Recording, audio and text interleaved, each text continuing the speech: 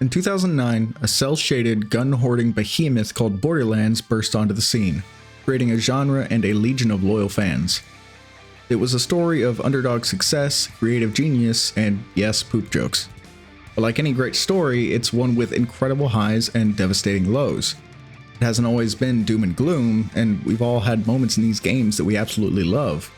This video is meant to cover the entire history of that journey. Now, this is an overarching summary of the franchise's story. It would be impossible for me to cover every single Vault Hunt character and controversy in one go.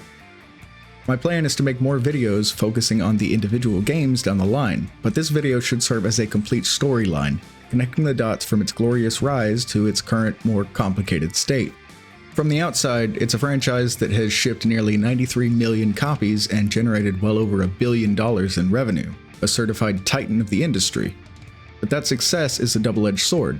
For every milestone of innovation, there's a story of a backroom deal. For every beloved character, there's a controversy that has left fans feeling betrayed. Today, we're opening the vault on the complete history of Borderlands to explain its ups and downs and ask a critical question. Can the glory of Borderlands survive its own greed, or is Borderlands 4 poised to remind us why we fell in love with Pandora in the first place? The story of Borderlands kicks off, like so many great ideas, with a revolutionary concept. In the mid-2000s, a team at Gearbox Software, led by co-founder Randy Pitchford, pitched an idea that was deceptively brilliant. What if they combined the addictive, randomized loot loop of a game like Diablo with the visceral, in-your-face action of a first-person shooter like Doom? It was a blend no studio had truly nailed, a gamble on a hybrid game that didn't even have a name yet. But this path wasn't easy. For most of its development, Borderlands looked radically different. Initial design showed off a gritty, realistic art style, aiming for a dark, serious tone. The problem, well, it looked too generic. Testers and even the devs themselves saw unsettling similarities to other post-apocalyptic games of the era, particularly Fallout 3 and Rage. The game's over-the-top action, filled with wacky abilities and explosive combat, clashed horribly with the drab, brown and gray visuals. With the project reportedly 75% complete, a full reboot was off the table. Facing a potential flop, Chief Creative Officer Brian Martell and a small team made a bold, last-ditch pivot. They cooked up a new visual identity inspired by cel shading and ink-lined comic books, a style that embraced the inherent absurdity of its world instead of fighting it. When they showed it to Pitchford and publisher 2K, everyone was blown away. This was it. This was Borderlands. The marketing, however, made some promises that seemed almost impossible to keep. The most audacious claim was that the game would feature millions and millions of guns. Skepticism was high, but Gearbox had a clever solution. Instead of handcrafting every single weapon, they built a procedural generation system. By creating a set of rules and assigning distinct traits to different in-game arms manufacturers, the game could automatically generate a virtually endless variety of weapons. It was a technical marvel that not only fulfilled their marketing purpose, but became the core pillar of the entire franchise. When Borderlands launched in October 2009, it was a surprise smash hit. Released in a crowded holiday season alongside giants like Modern Warfare 2 and Uncharted 2, it carved out its own space and sold over 2 million copies in its first couple of months. It wasn't perfect, the story was thin, and the ending was notoriously anticlimactic, but the formula was undeniable. Players fell in love with the 4 original Vault Hunters, the irreverent humor, and most importantly, the thrill of co-op looting. A new genre was born, the looter-shooter was officially made, and Gearbox had a passionate, loyal fan base ready for whatever came next.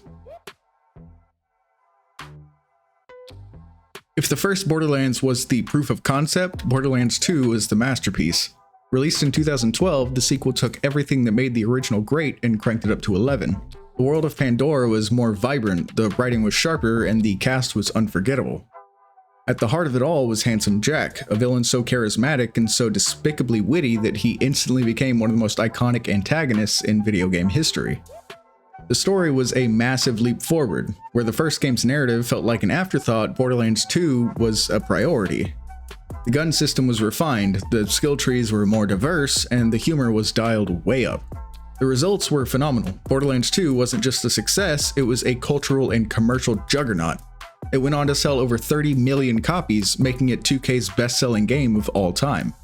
The game's profit-sharing model, which gave developers a cut of the royalties, was so successful that many employees were reportedly able to buy houses with their bonus checks.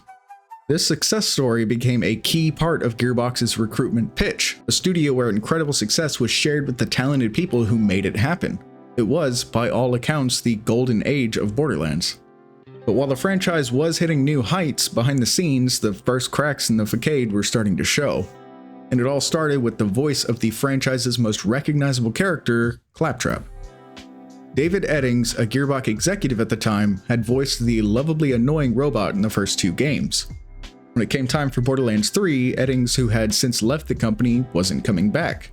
The reasons why sparked a public and messy dispute. Gearbox CEO Randy Pitchford had claimed that Eddings was offered twice the union rate, but turned it down.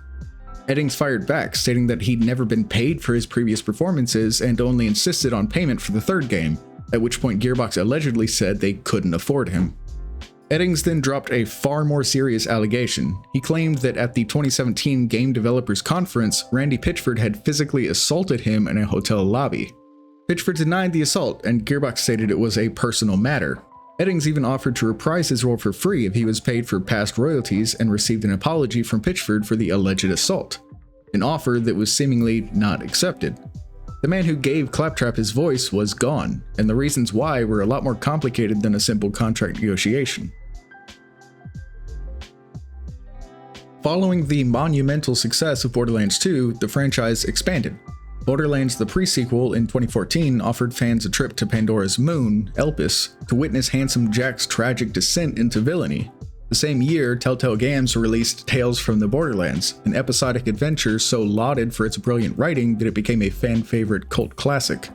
The universe was growing, and so was the community around it. Content creators on platforms like YouTube became a huge part of the ecosystem. One of the most prominent was Matt Sommers, better known as Sup Matto, whose channel was a hub for dedicated fans. And in the lead up to Borderlands 3, it became ground zero for a controversy that sent shockwaves through the community. In 2019, Sup Matto published videos discussing leaks about the upcoming game. The information wasn't from some secret insider, it came from details that were briefly made public. The official Borderlands YouTube channel had accidentally included a link that revealed the Twitch account names of game testers. By following these public breadcrumbs, Sup Matto and others pieced together information about the game, which he then reported on. The response from publisher Take-Two Interactive was swift and, to many, terrifying. In a video, a visibly shaken Sup Matto revealed that two private investigators sent by Take-Two had shown up unannounced at his home to question him. While this might be something we would expect from Nintendo for using a song from Super Mario Bros., it was not something we expected from Take-Two. The community erupted. The hashtag Boycott Borderlands 3 trended as fans and creators slammed what they saw as an extreme and intimidating overreach against a fan who was reporting on publicly available info. Take-Two defended their actions, claiming it was the result of a 10-month investigation and that Sommers had a history of this creator profiting from breaking our policies, leaking confidential information about our product, and infringing on our copyrights. They alleged he had used a security workaround on Twitch to access private test streams, a claim that complicated the narrative. Shortly after, Sup Matto's Discord server was shut down and his YouTube channel was flooded with copyright strikes from 2K, leading to its termination. To many, the message was clear and chilling. The company was willing to use aggressive tactics against its own fans. When Borderlands 3 finally launched in September 2019, it arrived on a wave of hype and a storm of controversy. Commercially, it was an immediate triumph, selling over 5 million copies in just 5 days and becoming the fastest-selling game in 2K's history. The core gameplay was better than ever, with slicker movement, more diverse planets, and a truly staggering number of guns. On a pure gameplay level, it was a glorious return. But that glory was overshadowed by issues that had already alienated large parts of the fanbase. The first, for PC players, was the decision to make the game a timed exclusive on the Epic Games Store. For a community largely centered on Steam, this felt like a betrayal. Fans organized boycotts and review-bombed older Borderlands titles on Steam to voice their displeasure. Randy Pitchford, being the PR genius he is, initially tried to distance Gearbox from the decision, but his subsequent defense of the 6-month exclusivity deal only fanned the flames. The second scandal struck at the heart of Gearbox itself. The generous profit-sharing bonuses that were a hallmark of Borderlands 2's success became a major point of contention. Despite the game's record-breaking sales, Pitchford reportedly told employees their bonus checks would be significantly smaller than expected. The reasons given were the game's massive budget, around $140 million, as well as ballooning company size. This was a gut punch to developers who had accepted lower-than-average salaries with the promise of a massive payout. They hit their dedicated and underpaid workers right in the wallets that supported their families. The situation was made worse by a 2019 lawsuit from a former Gearbox lawyer, which alleged Pitchford had secured a secret $12 million executive bonus from 2K. The suit claimed this bonus was an advance against profits, meaning Pitchford would be paid before royalties were distributed to employees. Though the lawsuit was later dismissed, the perception of a leader enriching himself while the developers got shortchanged was incredibly damaging. In the years after Borderlands 3, the franchise continued with the spin-off Tiny Tina's Wonderlands, and a big-budget movie adaptation in 2024. But the film was a critical and commercial failure, adding to a growing sense of anxiety among fans about the franchise's direction. That anxiety was soon amplified by new controversies, this time centered on the corporate entity that now fully controlled Borderlands' destiny, Take-Two Interactive. In early 2025, players logging into the back catalog of Borderlands games were met with a mandatory new Terms of Service agreement. Buried in the legal text were clauses that sparked widespread alarm. The new Terms of Service granted Take-Two sweeping rights to monitor players, collect a vast array of personal data, and share it with business partners. It also included a broad ban on most forms of modding and a mandatory arbitration clause that limited a player's ability to take legal action. The backlash was immediate. #boycott2K trended as players accused the company of implementing spyware and overreaching into private single-player experiences. For a franchise whose longevity was supported by a vibrant modding scene, this felt like a direct attack. Take-Two eventually responded, clarifying their policies, but for many the damage was done. The trust between the publisher and the players was at an all-time low. It was in this climate of distrust that marketing for Borderlands 4 began. The CEO, Randy Pitchford, once again at the center of a firestorm.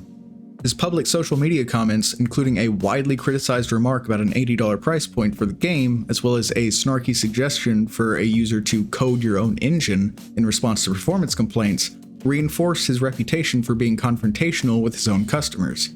There are many more controversial statements we could dive into, but we just don't have the time to cover all of his PR blunders. And yet, even with all the PR blunders, when Borderlands 4 isn't crashing, the gameplay seems to be a faithful continuation of what we all know and love about Borderlands. This brings us to today. The Borderlands franchise stands at a crossroads, defined by a legacy of brilliant innovation and a pattern of self-inflicted wounds. The journey from scrappy underdog to billion-dollar behemoth has been extraordinary, but it's been littered with broken trust and bitter controversy. So I have to ask, have these controversies changed how you see the franchise? Let me know your thoughts down in the comments, and if you're enjoying this deep dive, consider subscribing for more stories from the world of gaming. From the genre-birthing glory of the original to the iconic success of the sequel, and through the scandal-plagued releases that followed, the story of Borderlands is a perfect case study in the duality of the modern games industry. It's a testament to how creative genius and community passion can build an empire, and a cautionary tale of how corporate greed and executive hubris can threaten to burn it all down. The soul of Borderlands, its humor, its style, its chaotic joy is still there, beloved by millions. But it's now shackled to a reputation for anti-consumer practices and a deep-seated distrust of its leadership.